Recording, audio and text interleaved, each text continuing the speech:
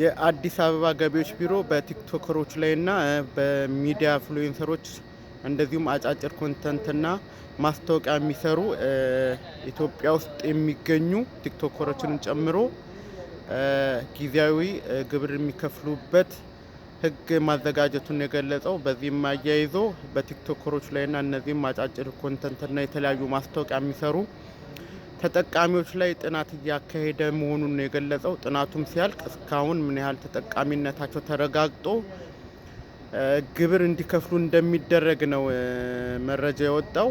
በቀጣይ ቲክቶከሮችንም ጨምሮ እነዚህ ኢንፍሉዌንሰሮች እና አጫጭር ኮንተንት የሚሰሩና የተለያዩ ድርጅት ማስታወቂያ የሚሰሩ ግለሰቦች በኢትዮጵያ ውስጥ የሚኖሩ ቀጣይ ግብር እንደሚጣልባቸውና እንደ ማንኛውም ሁኔታ